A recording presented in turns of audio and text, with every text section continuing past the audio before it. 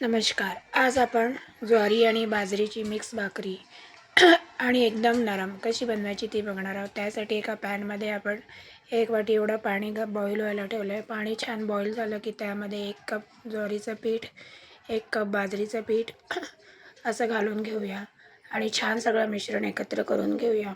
मिश्रण छान एकत्र झालं की त्यानंतर ते आपण एका परातीमध्ये थंड व्हायला ठेवूया. थंड करून त्यानंतर आपण हे पीठ छान आपल्या ज्याप्रमाणे आपण चपातीचं किंवा भाकरीचं पीठ मळतो छान, त्याप्रमाणे पीठ छान मळायचं. जेवढं तुम्ही पीठ छान मळणार तेवढं त्याच्या भाकरी सॉफ्ट आणि छान होणार. सगळे सांगतात की ज्वारी बाजरीच्या भाकरी थोडा वेळ जरी राहिला तरी कडक होतात, पण मी या भाकरी सकाळपर्यंत ठेवते तरीही कडक होत नाही. तुम्ही अशा पद्धतीने नक्की उकड काढून ट्राय करून बघा. आणि तुम्ही बघू शकता मी हाताने सहजगत्या लाटत आहे तरीही तुटत फाटत काहीच नाही आणि खूप छान होतात.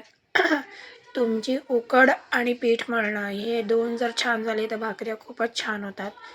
तुम्ही नक्की ट्राय करा. इथे बघू शकता तुम्ही कुठेही भाकऱ्या तुटल्या नाही आणि म्हणतात त्यांना खूप भाजावं लागतं असं तसं. खूप जाड माझ्या अगदी छान पातळ पातळ भाकऱ्या झालेल्या आहेत. इथे बघू शकता तुम्ही मी भाकरी सहजगत्या लाटण्याने फिरवत आहे, पण ती लाटण्याला चिपकत वगैरे नाही आहे, कुठेच फाटत नाही, तड गेली नाही.